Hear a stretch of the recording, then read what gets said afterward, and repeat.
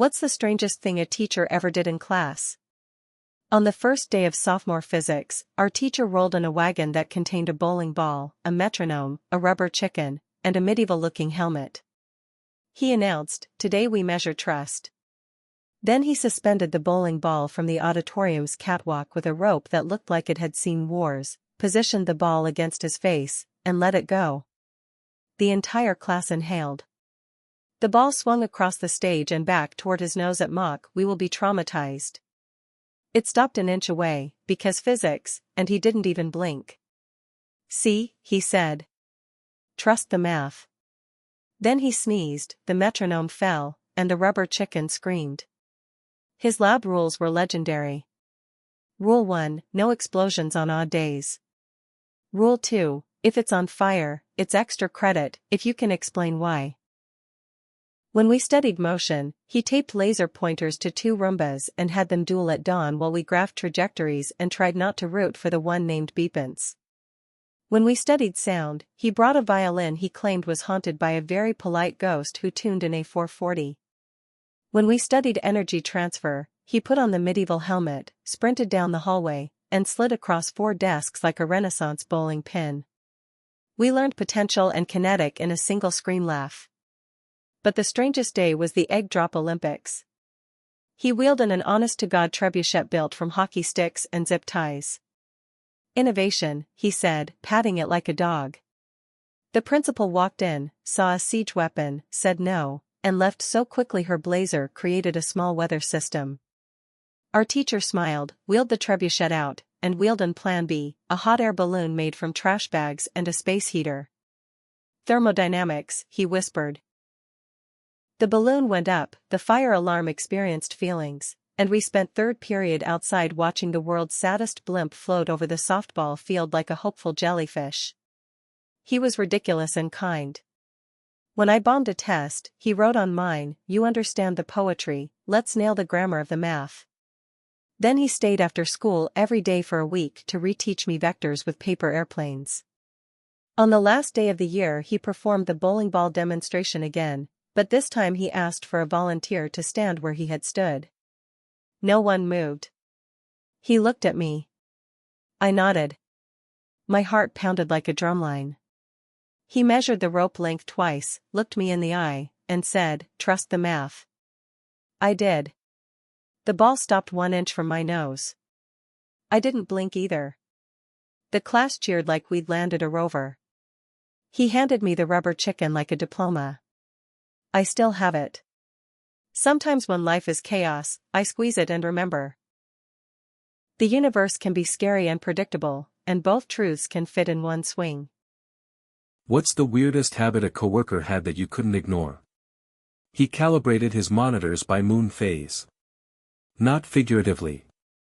He had a lunar calendar app, and every Monday he'd whisper to his screens, "Waning gibbous, brightness -7, then dim them like a theater." He called it astronomic ergonomics. He wrote meeting notes in calligraphy, with a fountain pen he kept in a velvet sleeve labeled "Client Sword." He said bullet points hurt his soul, so every action item was a tiny flourish with serifs on its feelings. His lunch was a ritual. At exactly 12:12 he unwrapped a single carrot from a linen napkin like Excalibur and ate it with noise-canceling headphones on, listening to whale songs, to pace the crunch. If you asked for a bite, he'd solemnly offer you a slice of cucumber, then log it in a spreadsheet named "Snack Deaths." He had macros. Interest rates. A cell that said, "Paid in almonds." He labeled the communal microwave "Temporal Distortion Unit" and posted a sign. Please input cooking times that are multiples of 11 to maintain quantum harmony. You haven't lived until you've watched adults microwave soup for 33 seconds because a man in a linen shirt said so with conviction. He also believed printers respond to Catholic guilt. Tell it you're disappointed, he'd say, and I swear the paper tray would were like, "Okay, fine." The weirdest habit, though, was chair feng shui. He measured the angle between your chair and the door with a protractor. 45 degrees invites ideas. He'd adjust your chair while you were in it, like a gentle tugboat turning a barge, then step back, squint, and nod. Our team's output went up that quarter. Was it the angles? The carrot whales? The gilt printer? Maybe all of it. One day the CEO stopped by our pod. He saw the protractors, the lunar brightness chart, the microwave cult. "What's all this?" he asked, wary. My coworker, without missing a beat, handed him a cucumber coin from the snack debts jar. "It's culture," he said. The CEO laughed, then sat in a 45-degree chair and said, "I've never felt more invited to ideate." The room exhaled. We eventually went hybrid. On his last full office day, he left a gift on every desk, a mini protractor, a sticker that said, multiples of 11 only, and a laminated card that read, brighten and dim intentionally. Moon or otherwise. I still microwave everything for 22 seconds. My printer still responds to disappointment. And when I'm stuck, I turn my chair 45 degrees and wait for an idea to find the open door. What's the most unhinged thing you've seen on public transport? A man boarded the bus with a full-size ladder and the confidence of a Greek hero. "Don't worry," he told the driver, "I know where it goes." He did not. The ladder performed slapstick in 3 acts: aisle dominance, accidental duet with a stroller, elegant bow toward the exit. Meanwhile a kid 2 seats up yelled, "Build something." The man saluted, then used the ladder to hold his coffee. It was theater and storage. It was Trivia Tuesday, apparently, because the driver announced, "Winner gets a free transfer," then asked, "What's the capital of Nebraska?" Half the bus shouted Omaha. The bus collectively failed geography. A grandmother in a leopard print coat whispered, "Lincoln," like a spell, and the driver yelled, "We have a scholar." The ladder man clapped with one hand because the other was respecting the ladder. At the next stop, a tiny band boarded. A trumpet, a violin, and a guy with a tiny drum strapped to his chest like a backpack. They played the bus jingle from memory. The driver turned down the intercom and let the live soundtrack take over. Suddenly we were all in a movie where the main characters are strangers on an errand. The grandmother swayed. A woman in scrubs closed her eyes and breathed. A skater kid drummed along with a pen on the back of a seat, somehow in perfect time. The ladder guy used his ladder as a percussion rack. The bus became a traveling festival governed by laws of vibes. Then chaos. A pigeon, startled by fame, flew in through the back door when it opened. We ducked. The pigeon panicked, scooted down the aisle like it had somewhere to be. The driver, unbothered, said, "We have a new passenger." The trumpet player switched to a heroic melody. The pigeon landed on the ladder, which made the ladder guy beam like a proud airport. A man in a suit got on a phone call that sounded like a hostage negotiation with a spreadsheet. "I need the numbers to do backflips," he said, which is not a thing numbers do. He caught the pigeon out of the corner of his eye, softened, and said, "Actually, give me 5, I'm on a very important bus." He hung up. The bus cheered. At what? We weren't sure. At the relief. At the story. My stop approached. I pulled the cord and the bus sang the little ding in harmony. The driver announced, "We're stopping for Destiny." The band played a flourish. The grandmother patted my hand and said, "Never forget, it's Lincoln." The pigeon nodded, spiritually. As I stepped off, the ladder guy called, "Build something." I did not build anything that day, but I walked like I could. The bus pulled away, full of instruments and a bird and a ladder and a tiny, temporary community that existed for 12 stops and will live in my head forever. What's the biggest DIY fail you've had at home? I tried to install floating shelves, which is adorable because my relationship with levels is conceptual. Step 1. Find studs. My stud finder beeped at random intervals, like a shy R2-D2. I tapped the wall like a doctor with secrets. YouTube said, "Listen for a thud." But everything sounded like drywall politely lying. I marked a spot.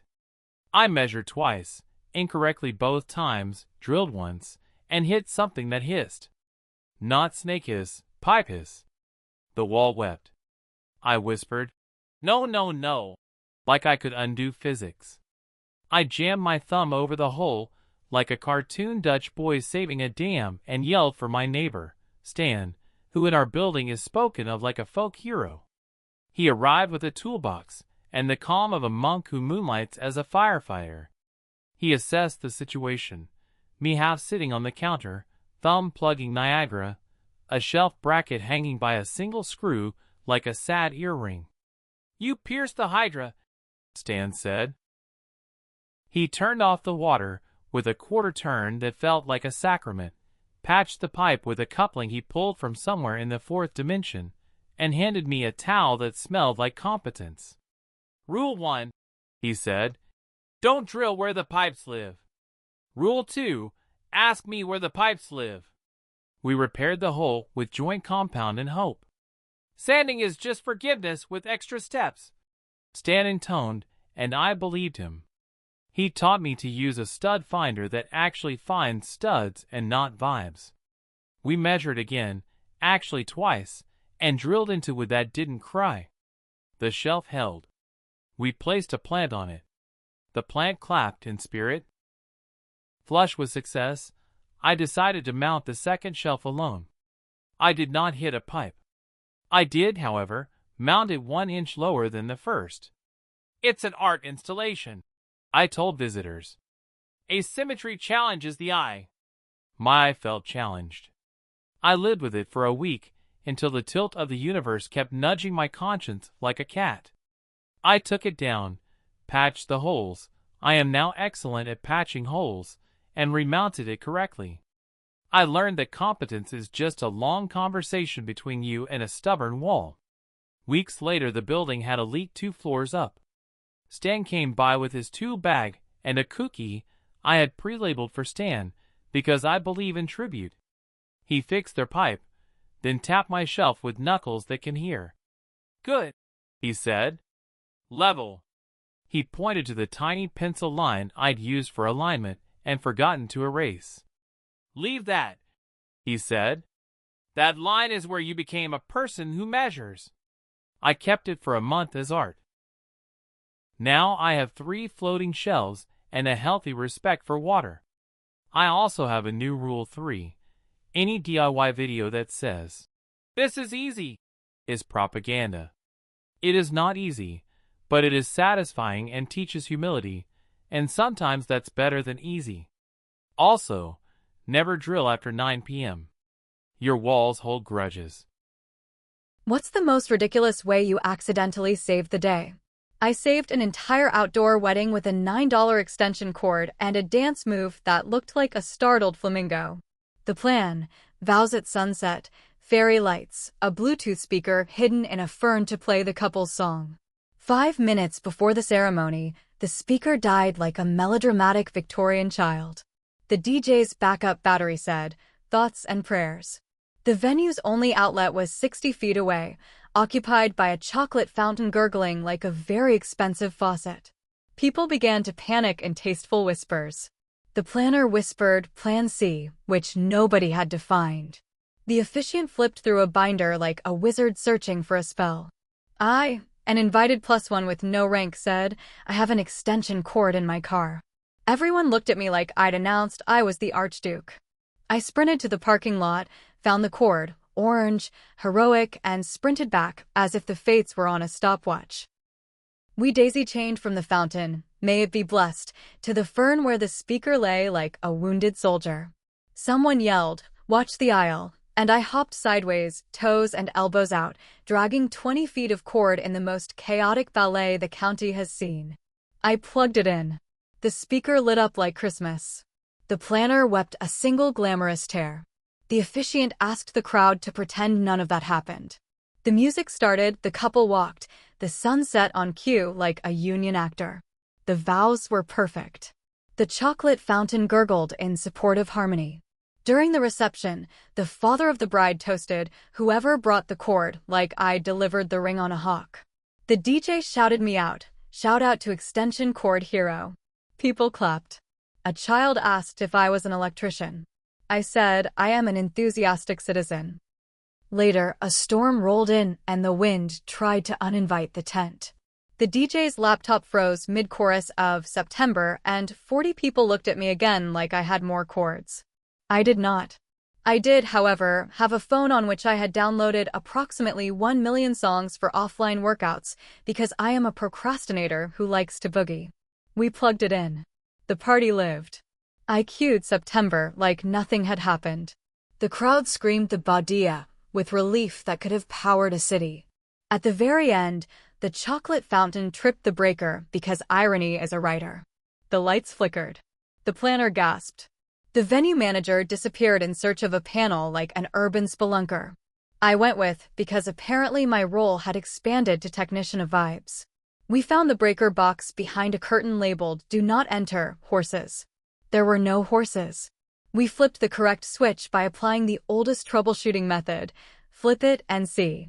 Lights returned. People cheered like sports. The bride hugged me and said, "You bought us a soundtrack," which is objectively the nicest sentence I've ever heard. I went home with melted chocolate on my shoes and a new life rule. Always keep an extension cord in your trunk and a party playlist on your phone. Fate loves a person who travels with infrastructure. If destiny calls, she likely needs power.